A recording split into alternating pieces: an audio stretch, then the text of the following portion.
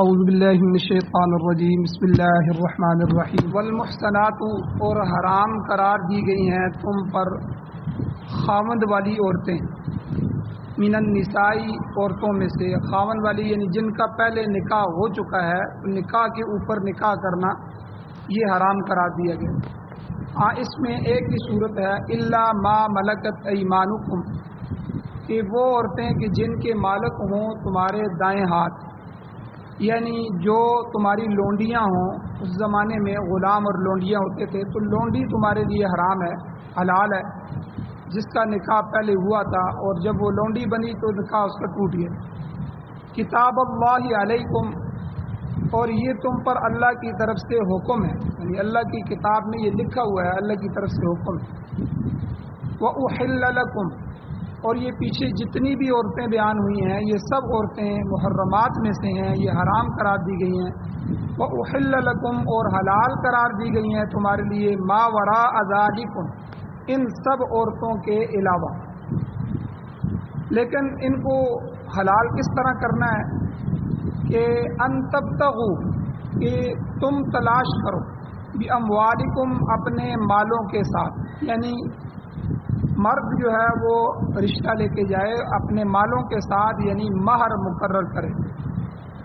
اور پھر محسنین تم ان عورتوں کو قید میں لانے والے ہو، یعنی گھر میں رکھنے کے لیے تم نے نکاح کیا ہو، غیر مصافحین نہ کہ شہوت رانی کے لیے، صرف شہوت پورا کرنے کے لیے نکاح نہ کرو، پاک دامنی کے لیے نکاح۔ فمستمتعتم بہ منہن پس تم نے ان میں سے جس سے فائدہ اٹھایا، فآتوہن اجورہن تو ان کو ان کے مہر جو مقرر ہیں فریضتاً وہ ان کو دے دو۔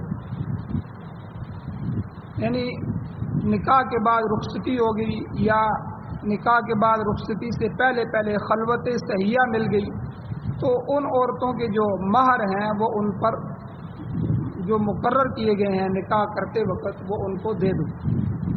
ولا جناح علیکم اور تم پر اس چیز میں کوئی حرج نہیں ہے، کوئی گناہ نہیں ہے، فیما تراضیتم بہ کہ تم آپس میں راضی ہو جاؤ، من بعد الفریضہ مہر مقرر کرنے کے بعد۔ آپس میں اگر عورت چھوڑ دیتی ہے، آدھا مہر معاف کر دیتی ہے تو تب بھی ہو جاتی ہے، یا خاوند اس مہر سے زیادہ دینے کے لیے تیار ہو جاتا ہے، آپس میں رضامندی سے کچھ کر لو تو یہ جائز ہے۔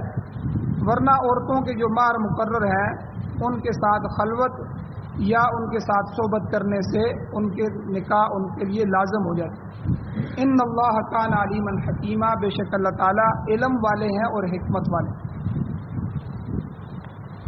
سورۃ النساء پارہ نمبر 5 شروع ہو گیا ہے اور آیت نمبر 24 آپ کے سامنے تلاوت ہوئی ہے، آپ نے اس کا ترجمہ سنا۔ اس آیت کے تشریح کا پہلا حصہ کل کے درس میں گزر چکا ہے اور یہ بات بھی بیان ہو گئی ہے کہ محرمات نکاح کہ جن عورتوں سے نکاح حرام ہو جاتا ہے اس کی گویا کہ 4 قسمیں اللہ تعالیٰ نے بیان فرمائی۔ 4 قسم کی عورتیں ہیں جو مانع نکاح ہیں، نکاح کے لیے رکاوٹ بنتی ہیں۔ ان میں سے کچھ ابدی ہیں کہ ہمیشہ کے لیے حرام ہے، کچھ وقتی ہیں کہ اس خاص موقع میں حرام ہے، اگر یہ موقع نہ رہے تو وہ حلال ہو جاتے ہیں۔ ان میں سے محرمات کی پہلی قسم تھی نسبی، یعنی جو ہمارے نسبی رشتے ہوتے ہیں، ماں یہ ابد الآباد حرام ہے، ماں حرام ہے، بیٹی حرام ہے، بہن حرام ہے، اور خالائیں حرام ہیں، پھوپھیاں حرام ہیں، بتیجیاں حرام ہیں، بانجیاں حرام ہیں۔ یہ 7 رشتے نسبی ہیں، نسب کے رشتے ہیں، یہ ابد الآباد حرام ہیں۔ ان کا تذکرہ اور تشریح پیچھے تفصیلاً گزر چکی ہے۔ دوسری قسم رضائی ہے، دودھ پلانا۔ کسی عورت کا کسی بچے نے دودھ پی لیا، وہ اس کی ماں نہیں تھی بلکہ کوئی تھی، خالہ تھی یا دوسرے خاندان کی تھی، دوسرے گاؤں کی تھی، دوسرے شہر کی تھی، دوسرے ملک کی تھی، کسی بھی عورت کا دودھ پی لیا وہ عورت اس بچے کی ماں بن گئی۔ رضائی ماں اس کو کہتے ہیں، دودھ پلانے والی۔ جس طرح میں نے کہا تھا کہ حضور علیہ الصلوۃ والسلام کو 2 عورتوں نے دودھ پلایا تھا، سب سے پہلے تو اپنی ماں نے دودھ پلایا 7 دن 8 دن. اس کے بعد ابو لہب کی جو باندی تھی حضرت صوبیہ کہ حضور علیہ السلام کی پیدائش کی خوشخبری سن کے ابو لہب نے ان کو آزاد کر دیا تھا, انہوں نے بھی دودھ پلایا تھا. پھر مستقل طور پر دائی حلیمہ سعدیہ, بنو سعد کی یہ جو عورت تھی حلیمہ سعدیہ, ان کے پاس 4 سال یا بروایت 5 سال حضور وہاں رہے, ان کا دودھ بھی پیا, ان کے ہاں گھر کا کھانا بھی کھایا. تو یہ بھی حضور کی مائیں ہیں. تو دودھ جس عورت کا پی لیا جائے اس کا رشتہ بن جاتا ہے. تو یہ رضائی رشتے جو ہیں اب اس عورت سے اس کا نکاح نہیں ہو سکتا, اور اس عورت کے آگے جو رشتے اس کے بن رہے ہیں ان سے بھی نکاح نہیں ہوتا. وہ نسبی بن رہے ہیں تب جیسے اس عورت کی بیٹیاں اس کی بہنیں بن جائیں گی, اس عورت کے بیٹے اس کے بھائی بن جائیں گے, اس عورت کا شوہر اس کے والد کی حیثیت میں آ جائے گا, اس شوہر کے بھائی اس کے چچا بن جائیں گے, اس عورت کی بہنیں اس کی خالہ بن جائیں گی, اور اس کے خاوند کی بہنیں اس کی پھوپھیاں بن جائیں گی. جو رشتے نسب کے بنتے ہیں وہی رضاعت کے بھی بنتے ہیں. اس میں تفصیلاً جو ہے پیچھے بات گزر چکی ہے, دوبارہ دہرانے کی ضرورت نہیں ہے. بہت سے رضاعت کے مسائل بھی بیان ہو چکے ہیں. تو بہرحال یہ دوسری قسم ہے جو ہے رضاعت, جو رشتوں کو حرام کر دیتی ہے. اور تیسری قسم تھی مصاہرت. مصاہرت کہتے ہیں سسرالی رشتہ, داماد اور ساس کا سسرالی رشتہ بن گئے. اور اسی طرح عورت کا اور سسر کا, یعنی وہ ان کی بہو بن گئی. تو بہو اور جو ہے سسر کے لیے ہمیشہ کے لیے حرام ہے, اور داماد کے لیے اس کی ساس حرام. یہ سسرالی رشتے آپس میں بن جاتے ہیں, ان کو مصاہرت کہتے ہیں. تو اب جو ہی شادی ہو گئی کسی بھی خاندان میں ہو گئی, اس لڑکی کی ماں اس کی ساس بن گئی. ساس ہمیشہ کے لیے حرام ہے, چاہے اس عورت کو طلاق بھی دے دے, کچھ بھی ہو جائے, ابد الآباد حرام ہونے والے رشتوں میں. اب چوتھی قسم جو ہے وہ کل کے درس میں بیان ہوئی ہے کہ منکوحہ سے نکاح, جس عورت کا پہلے سے ہی نکاح ہو چکا ہو. اب کئی دفعہ نکاح ہو جاتا ہے, ایک ہوتا ہے منگنی. منگنی اور چیز ہے, منگنی میں صرف بات پکی کی جاتی ہے. اس منگنی کو اگر توڑیں گے تو وہ زیادہ سے زیادہ گناہ وعدہ خلافی کا ہوگا. آپ نے ایک رشتے کے لیے ہاں کر دی, وعدہ کر لیا, منگنی کر لی اور بات چیت کر لی, لین دین کر لیا, تو اب آپ اس سے مڑ رہے ہیں تو یہ بھی کبیرہ گناہوں میں سے ہے کہ آپ نے وعدہ کر کے وعدے کو توڑ دیا. وعدہ خلافی کو اسلام نے پسند نہیں فرمایا. لیکن اس میں نکاح پر اثر نہیں پڑتا چونکہ نکاح ہوا ہی نہیں ہے. ایک ہوتا ہے نکاح کرنا. کئی دفعہ کئی معاشروں میں, کئی خاندانوں میں 4 سال پہلے, 10 سال پہلے, کئیوں میں بچپن میں نکاح کر دیتے ہیں. تو اگر نکاح ہو جائے تو اس عورت سے کسی اور مرد کا نکاح نہیں ہو سکتا, چاہے رخصتی نہ ہوئی ہو, اور اگر رخصتی ہو گئی ہو تو اس کے بعد بھی جو ہے اس کا نکاح نہیں ہو سکتا. تو کیونکہ یہ منکوح ہے, یہ چوتھا سبب ہے محرمات کا, یعنی عورت کے حرام ہونے کا, کہ کسی بھی منکوح عورت سے نکاح جائز نہیں ہے. ہاں اس کی 2 صورتیں کل بیان ہوئی تھی, یا تو یہ خاوند طلاق دے دے یا یہ خاوند فوت ہو جائے. 2 صورتیں ہیں کہ اس کے بعد یہ اس کی عدت گزارے گی. طلاق کی عدت 3 حیض ہے, اور وفات کی عدت جو ہے خاوند فوت ہو جائے تو 4 مہینے 10 دن عدت ہے. تو یہ عدت گزارنے کے بعد, عدت کے اندر بھی اس کا تعلق خاوند سے رہتا ہے, اسی لیے عدت کے اندر بھی وہ منکوحہ ہی سمجھی جائے گی. عدت کے اندر بھی نکاح کرنا جائز نہیں. عدت گزر جائے اس کے بعد جو ہے اس کا نکاح دوسرے سے جائز ہو جاتا ہے, کیونکہ اب اس کے نکاح کی کوئی وہ جڑ باقی نہیں رہی. نکاح ختم ہو گیا, اس سے رشتہ ختم ہو. اور کل کے درس میں ایک صورت اور بیان ہوئی تھی. اللہ نے فرمایا الا ما ملکت ایمانکم. ہاں نکاح شدہ عورتوں سے ایک صورت میں نکاح کرنا حلال ہے. وہ کون سی عورتیں کہ جو تمہاری لونڈیاں بن گئے. پہلے زمانے میں غلام, کل تفصیلاً اس پر بات ہو گئی تھی. مختصراً خلاصہ یہ ہے کہ پہلے زمانے میں غلام اور لونڈیاں ہوتے تھے. تو غلام اور لونڈی جو ہے اس کی جس کو حکومت دے دیتی تھی، حضور علیہ السلام کے زمانے میں بھی غلام اور لونڈیاں آئے. حضرت جویریہ رضی اللہ تعالیٰ عنہ جو ام المؤمنین بنی، یہ بھی ایک بادشاہ کی بیٹی تھی، حضور علیہ السلام کے حصے میں آئیں. حضور علیہ السلام نے ان سے پھر انہوں نے اسلام قبول کیا، حضور نے ان سے نکاح کیا. حضرت ابراہیم جو تھے، جو 18 مہینے کے ہو کے فوت ہو گئے تھے، حضور کے بیٹے، یہ انہی حضرت جویریہ سے تھے. حضور کی 11 شادیوں میں سے ایک شادی یہ بھی ہے. تو بہرحال یہ لونڈی اس کی ملکیت ہو جاتی تھی. اب پہلے اس کا نکاح جہاں بھی ہوا ہوتا تھا کسی مشرک سے اپنے علاقے میں، تو یہ نکاح اس کا ٹوٹ جاتا ہے.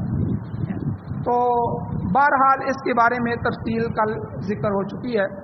تو زمانہ قدیم میں غلامی کا رواج پوری دنیا میں موجود تھا، اب یہ ختم ہو گیا ہے. تو ایک زمانے سے مسلمانوں میں بھی کمزوری اور انحطاط پیدا ہو گیا ہے، اور دوسری جو اقوام عالم ہے، پوری دنیا کی قومیں، انہوں نے بھی غلامی کی لعنت کو چھوڑ دیا. ورنہ یورپ میں بھی غلام بنائے جاتے تھے، جاپان میں ہر جگہ غلاموں کی منڈیاں بھی لگتی تھیں. تو جب دنیا نے چھوڑ دیا تو اسلام نے بھی اس کو چھوڑ دیا.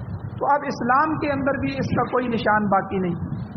تو نزول قرآن کے زمانے میں جب قرآن اتر رہا تھا، اس وقت غلاموں اور لونڈیوں کے ساتھ بہت برا سلوک کیا جاتا تھا. یعنی مشرکین کے معاشرے میں، زمانہ جاہلیت میں حضور علیہ السلام نے غلام بنانے کی اجازت تو دی اسلام نے، لیکن ان کے حقوق بیان فرمائے. حضور علیہ السلام، اسلام ایک ایسا مذہب ہے جس نے ہر ایک کے حق بیان فرمائے، عورت کے حق بیان فرمائے، بیٹی کے حق بیان فرمائے، بیوی کے حقوق بیان فرمائے، ماں کے حقوق بیان فرمائے. یہ طبقے اس معاشرے میں کمزور تھے. پیچھے آیا ہے کہ ماں جو ہے خامن فوت ہو جاتا، والد فوت ہو جاتا، تو سوتیلا بیٹا ماں کو وراثت میں لے لیتا تھا، اس سے نکاح کر دیتا تھا. یعنی اتنی جہالت تھی، اور حلال حرام کی ان کو تمیز نہیں تھی. بیٹیوں کا تو جو ہے بیٹیوں سے تو وہ آر اور شرم محسوس کرتے تھے، ان کو تو زندہ درگور کر دیتے تھے. اور بیوی تو وہاں ایک لونڈی اور غلام کی حیثیت تھی، اس کی تو حیثیت نہیں تھی. عورت کو تو وراثت دیتے ہی نہیں تھے. اور لڑکوں میں سے بھی جو لڑکا بالغ ہو، بڑا ہو، گھوڑے کی پیٹھ پہ بیٹھ سکے، لڑائی جہاد کر سکے، لڑ سکے، اس کو دیتے تھے. ورنہ جو ہے وہ چھوٹے بچوں کو بھی وراثت نہیں دیتے تھے. یعنی ایک عجیب معاشرہ تھا. تو حضور علیہ السلام جب تشریف لائے، نزول قرآن ہوا، قرآن آیا، تو یہ ساری لعنتیں ختم ہو گئی آہستہ آہستہ. حضور علیہ السلام نے سب کے حقوق بیان فرمائے. تو انہی میں سے حضور علیہ السلام نے غلاموں کے حقوق بیان فرما کے ان کو رعایتیں دی. البتہ اس رواج کو یکدم ختم نہیں کیا گیا، کیونکہ یہ ساری دنیا میں پھیلا ہوا تھا. اب بھی اصول یہی ہے کہ اگر ساری دنیا اس رواج کو برداشت کرتی ہے تو اسلام بھی کرے گا، اگر دنیا اس کو ترک کر دے گی تو اسلام بھی اس کو چھوڑ دے گا. خود قرآن پاک میں اشارتاً اللہ تعالیٰ نے فرمایا ہے کہ غلامی ایک غیر فطری چیز ہے. یعنی یہ فطرت کے حساب سے نہیں ہے کسی کو غلام بنایا جائے، غیر فطری ہے، جو انسانوں پر سزا کے طور پر مسلط ہوتی ہے. یعنی جنگوں میں بھی یہ سزا ہوتی تھی. اسلام نے بھی اس کو باقی رکھا کہ جو اسلام کو نقصان پہنچائیں، ٹھیک ہے، ان کے گھروں کو ختم کر دیا جائے، ان سے جنگ کی جائے، جہاد کیا جائے. اور اسی طرح یہودیوں نے جو حضور علیہ السلام نے اسلامی ریاست بنائی تھی مدینہ میں، دن رات جو ہے وہ تنگ کرتے تھے اور بہت سارے معاملات ہوئے. تو ان میں بھی حضور علیہ السلام نے اسی طرح ان سے سختی کی، مدینہ سے بھی نکال دیا اور پھر وہ خیبر میں چلے گئے. پھر حضرت عمر رضی اللہ عنہ کے زمانے سے ان کو خیبر سے بھی نکال دیا گیا. خیبر میں بیٹھ کر یہ یہودی ایک ایسی قوم ہے، ہٹلر نے جب ان کو مارا تھا تو ہٹلر کا ایک ذہن تھا. وہ ہٹلر کہتا تھا کہ دنیا میں جہاں بھی فساد ہو رہا ہے، میں یہی سمجھتا ہوں کہ اس کے پیچھے یہودی ہے. وہ یہاں تک مثالیں دیتا تھا ہٹلر. وہ کہتا تھا اگر سمندر کی گہرائی میں دو مچھلیاں بھی آپس میں لڑ پڑی ہیں تو میں یہی کہوں گا کہ اس کے پیچھے بھی یہودی کا ہاتھ. یعنی یہ اتنی سازشی قوم، اتنے خطرناک قوم ہے جنہوں نے اپنے پیغمبروں کو معاف نہیں کیا. موسیٰ علیہ السلام کے واقعات عزیر علیہ السلام کے قرآن مجید میں بھرے ہوئے ہیں کہ موسیٰ علیہ السلام تورات لینے کے لیے گئے اور تورات لے کے آئے تو انہوں نے کہا کہ ہم نہیں مانتے تورات کو، یہ پتہ نہیں کس نے آپ کو دے دی ہے. ہم تو آپ کہتے ہیں اللہ نے آواز دی ہے، تو اللہ نے خود کہا ہے یہ تورات ہے، ہم تو جا کے خود اللہ کو جو ہے اللہ کی آواز سنیں گے. قرآن میں سورہ بقرہ میں تفصیلاً واقعات گزر چکے ہیں. پھر وہاں گئے، موسیٰ علیہ السلام نے 70 سرداروں کو لیا اور وہ وہاں گئے اور جا کے بادلوں میں سے اللہ کی آواز آئی, اللہ نے کہا میں نے تورات نازل کی ہے, تمہیں دی ہے, اس کو سنبھال کے رکھنا, یہ قانون ہے تمہارے لیے, کتاب ہے. تو انہوں نے پھر موسیٰ علیہ السلام کا, انہوں نے کہا ہمیں کیا پتہ ہے یہ آواز کون دے رہا ہے, ہم تو جب تک سامنے دیکھیں گے نہیں. یعنی اتنی جرت, اتنی خباثت ان کے اندر تھی. تقریباً 37-38 ان کی خرابیاں, ان کی خباثتیں سورہ بقرہ میں تفصیلاً بیان ہو چکی ہیں, درسن بیان ہو چکی ہیں. تو یعنی اتنی شرارتی قوم ہے. اور ہٹلر یہ بھی کہتا تھا کہ کہتا ہے 2 مرغ آپس میں لڑ پڑیں گے تو میں ان میں بھی مرغوں کا قصور نہیں ٹھہراؤں گا, بلکہ میں یہی کہوں گا کہ اس کے پیچھے بھی یہودیوں کی سازش. تو دنیا میں جو 2 قومیں آپس میں لڑتی ہیں, آپ دیکھیں سعودیہ اور قطر کو آپس میں لڑا دیا انہوں نے, اور ایران اور عراق کو انہوں نے آپس میں لڑا دیا. ہر یعنی ملکوں کو آپس میں لڑا دیا. ایسی سازشیں کرتے ہیں, تانے بانے بنتے ہیں, اور ایسے معاملات کرتے ہیں جہاں پیسہ لگانا پڑے پیسہ لگاتے ہیں, جہاں وسائل خرچ کرنا پڑے وسائل خرچ کرتے ہیں, جہاں جو ہے ان کو اپنی عزتیں دینی پڑیں عزتیں دیتے ہیں. ہر حالت میں دنیا کے امن کو تہس نہس کرنا ہے اور اپنی حکومت کو قائم کرنا ہے. تو بہرحال جو ہے اس میں قرآن پاک میں اشارتاً یہ بتایا گیا کہ غلامی ایک غیر فطرتی چیز ہے جو انسانوں پر سزا کے طور پر مسلط رہتی ہے, یہ کوئی اچھی چیز نہیں ہے. تو بہرحال اللہ تعالیٰ نے فرمایا کہ یہ عورتیں تم پر حلال ہیں جو اس کے علاوہ, یہ جتنی 4 قسم کی جو میں نے بتا دی جو حرام ہوتی ہیں, ان کے علاوہ اللہ کہتے ہیں وَأُحِلَّ لَكُمْ مَا وَرَاءَ ذَلِكُمْ, کہ ان کے علاوہ باقی تمام عورتیں تم پر حلال ہیں. یعنی 4 قسم کی محرمات کو چھوڑ کر تم باقی عورتوں سے نکاح کر سکتے ہو, تاہم اس کے لیے بھی کچھ شرائط ہیں. 3 شرطیں تو یہاں اللہ تعالیٰ نے بیان فرمائی.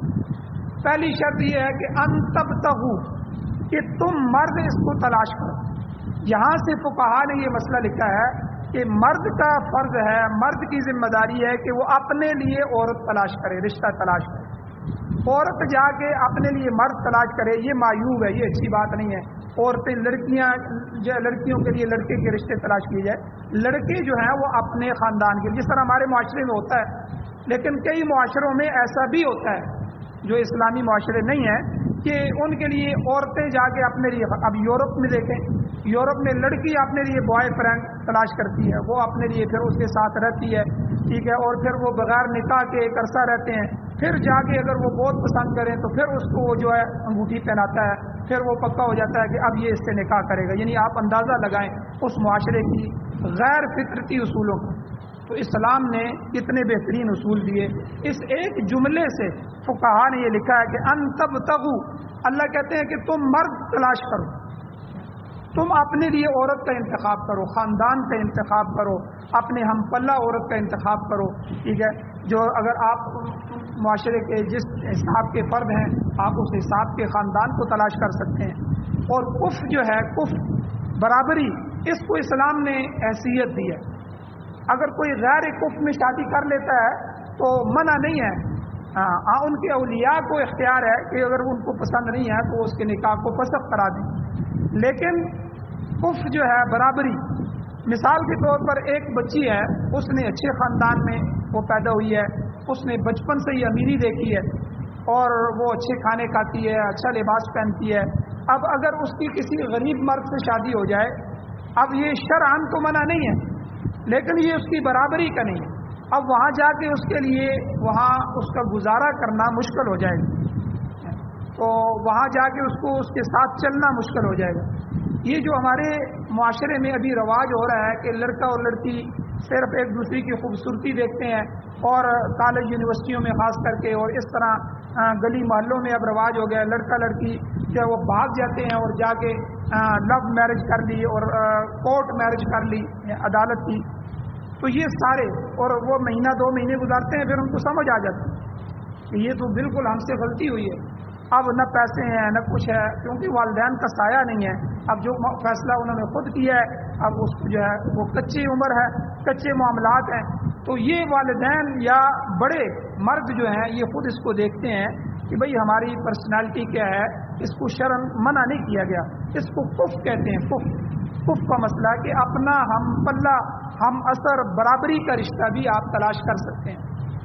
ہاں اگر کوئی غریب بچی ہے, اچھا خاندان ہے, صرف غربت ہے وہ اللہ کی طرف سے ہے، پڑھی لکھی ہے، ٹھیک ہے، خوبصورت بھی ہے، آپ کے ساتھ چل سکتی ہے، تو اس پر بھی آپ ہاتھ رکھ سکتے ہیں، اس کو بھی لا سکتے ہیں، ممانعت نہیں ہے۔ تو بہرحال کف جو ہے اس کو بھی رکھا گیا ہے۔ تو یہاں اللہ تعالیٰ نے فرمایا ان تبتغوا، تم تلاش کرو، مرد طلب کرے عورت کو، مرد پرپوز کرے، انگلش میں کہتے ہیں، مرد جو ہے وہ اس کو خاندان کو تلاش کرے۔ اور دوسری شرط اللہ نے بیان فرمائی ان تبتغوا باموالکم، باموالکم کا جملہ کہ اپنے مالوں کے ساتھ طلب کرو، یعنی اس کے لیے نکاح کرنے کے لیے مال خرچ کرنا پڑے گا، یعنی عورت کو مہر دینا پڑے گا۔ یہ مہر اسلام نے جو ہے واجب قرار دیا ہے، ضروری قرار دیا ہے کہ مہر اس عورت کو دو، مال دو اور مال کے بدلے میں نکاح کرو۔ امام ابو حنیفہ رحمۃ اللہ علیہ اسی لفظ مال سے، یہ جو مال کا لفظ ہے نا، فقہا ایک ایک لفظ سے مسائل نکالتے ہیں، یہ قرآن و سنت کا، یہ فقہا جو ہوتے ہیں یہ ظاہری اور سطحی چیز کو نہیں دیکھتے، یہ قرآن کی آیات کو اور احادیث کو سب کو سامنے رکھتے ہیں، ان کو سامنے رکھ کے ایک ایک جملے سے، ایک ایک لفظ سے انہوں نے فقہ کے مسائل نکالے۔ اب یہ اموالکم سے امام اعظم ابو حنیفہ رحمہ اللہ یہ اسی لفظ سے استدلال کرتے ہیں کہ دیکھو مہر میں مال ہونا ضروری ہے، مال، اور مال اگر نہیں ہے تو کوئی اور چیز جو مال کا معاوضہ بن سکتی ہے وہ چیز بھی آپ مقرر کر سکتے ہیں، جائیداد۔ اگر آپ حق مار میں پیسہ، مال جو ہے، اللہ نے پیسہ نہیں کہا، مال کہا ہے، مال کے اندر جو ہے پیسہ بھی آ جاتا ہے۔ اگر پیسے نہیں رکھنا چاہتے 2.5 لاکھ 3 لاکھ 10 لاکھ تو اس کی جگہ آپ اس کے نام 1 کنال زمین کر دیں، زمین بھی مال کے عوض میں ہو جاتی ہے، وہ بھی مال بنتا ہے۔ یا کوئی سونا چاندی ہے، یہ بھی مال ہی بنتا ہے، اس کے لیے آپ 2 تولے 4 تولے سونا، جو حیثیت ہے۔ تو یعنی مال کا لفظ یہ ظاہر کر رہا ہے کہ جو آپ مہر مقرر کریں وہ مال ہونا چاہیے۔ تو حضرت علی رضی اللہ تعالیٰ عنہ اور حضرت عبداللہ بن مسعود رضی اللہ تعالیٰ عنہ کی ان دونوں حضرات کی روایتیں، حدیثیں موجود ہیں، وہ مسلک حنفی کی دلیل بھی ہیں۔ یہاں ائمہ کا جو اختلاف ہوا ہے اس میں سے احناف کا جو مسلک ہے اس کی دلیل ہے۔ وہ حدیث کیا ہے؟ حضرت علی رضی اللہ عنہ نے روایت فرمائی، حضرت عبداللہ بن مسعود رضی اللہ تعالیٰ عنہ، وہ حدیث ہے کہ حضور نے فرمایا لا مہر اقل من 10 دراہم، کہ مہر جو ہے 10 درہم سے کم نہیں ہوتا، 10 درہم سے کم آپ مار نہیں رکھ سکتے، یعنی کم کی مقدار شریعت نے مقرر کر دی، زیادہ لوگوں پر چھوڑ دیا۔ زیادہ کو کہا کہ بھئی آپ اپنی حیثیت سے مار رکھ سکتے ہیں، اس کی زیادتی مطلب کئی لوگوں کی حیثیت ہوتی ہے، وہ کروڑوں روپے کے مالک ہوتے ہیں، اربوں روپے ہوتے ہیں، اب وہ کروڑوں روپے مار رکھ سکتے ہیں، کوئی حرج نہیں ہے، 20 تولے سونا رکھتے ہیں، وہ جائیداد بھی لکھتے ہیں، مکان بھی لکھ دیتے ہیں اور پیسہ بھی لکھتے ہیں، تو شریعت نے منع نہیں کیا، لیکن حیثیت کی جو ہے قید فقہا نے لگائی ہے کہ بھئی ایک آدمی، آج کل معاشرے میں یہ بیماری بھی چل گئی ہے، غریب لوگ جو ہے عام رواج کو دیکھتے ہوئے اب جس کی اپنی حیثیت نہیں ہے، بڑی مشکل سے اپنے بیٹے کے لیے مکان بنایا ہے ساری زندگی لگا کے، اب جو ہے نکاح کے وقت لکھو جی عورت کے نام مکان لکھو جی، لکھ دیتے ہیں۔ اب علماء، میں نے کئی جگہ سمجھایا ہے بھئی آپ مکان نہ لکھائیں، تو اب ہوتا یہ ہے کہ وہ مثال کے طور پر ان کا آپس میں نباہ نہیں ہوتا، 2 سال بعد جھگڑے شروع ہو جاتے ہیں، لڑائیاں ہوتی ہیں، طلاق کی صورت ہوتی ہے۔ اب جو مہر لکھا گیا ہے وہ مہر عورت کا حق ہے، چاہے آپ نے قنطارن، پیچھے لفظ گزرا ہے کہ قنطارن کا معنی ہوتا ہے ڈھیروں مال، ڈھیر سارا مال بھی اگر آپ نے عورت کو دیا ہے اور آپ اس سے واپس نہیں لے سکتے، وہ اسی کا ہے۔ اب وہ مکان بھی عورت کا ہو گیا ہے، اب عدالت سے لے لے یا خوشی سے آپ دے دیں، اب وہ آپ کا نہیں رہا۔ تو اس لیے اپنی حیثیت کو دیکھا جائے، حیثیت سے مہر رکھا جائے، لیکن یہ زیادہ سے زیادہ مقدار، کم سے کم مہر کی جو مقدار ہے وہ شریعت نے مقرر کر دی ہے۔ حضور نے فرمایا لا مہر اقل من 10 دراہم، 10 درہم سے کم مہر نہیں ہوتا۔ یہ 10 درہم جو ہے یہ تقریباً 3 تولے، پونے 3 تولے یا 3 تولے جو ہے یہ چاندی بنتی ہے۔ تو آج کل چاندی کا ریٹ 1700-1800 روپے فی تولہ ہے، تو اس کے حساب سے یہ تقریباً 5,500 یا 6,000 روپیہ بنتا ہے۔ تو اس زمانے میں چاندی بڑھ جائے تو یہ رقم بھی بڑھ جائے گی، کم ہو جائے تو کم ہو جائے گی، تو بہرحال اس سے کم مہر نہیں ہے، تو 6,000 سے کم مہر نہیں رکھنا اس زمانے میں۔ آئندہ بڑھ جائے تو پھر اس کا ریٹ پتہ کر لیا جائے، 3 تولہ چاندی تو اس سے کم مار کی رقم نہیں ہوگی، اس سے زیادہ رکھی جائے، کیونکہ یہ مال میں شمار ہی نہیں ہوتی۔ کم از کم اتنی تو ہو کہ وہ عورت کے لیے مال قرار دیا جائے، تو یہ 10 درہم مال ہے۔ اس لیے آپ دیکھیں یہ جو چور کا ہاتھ کاٹا جاتا ہے، چور کا ہاتھ شریعت میں ہماری جو سزا ہے، یہ تو انگریزوں کی سزا ہے جو ہماری عدالتوں میں چل رہی ہے۔ انگریز چلا گیا، 74 سال ہو گئے ہیں، لیکن اس کی تعلیم ابھی باقی ہے، اس کی عدالتیں اسی طرح چل رہی ہیں، اس کا نظام معیشت اسی طرح ہمارے ملک میں چل رہا ہے۔ ہمارے اندر جو معاشرت کا نظام ہے، لباس کا اور بالوں کی کٹنگ کا، ہمارا چہرہ، ہمارا لباس، شناخت سب انگریزی ہے، تو یہ نہیں، وہ سارا کچھ چل رہا ہے۔ تو اب اس میں شریعت نے جو سزائیں مقرر کی ہیں کہ کوئی آدمی چوری کر لیتا ہے تو اس کا ہاتھ کاٹا جائے۔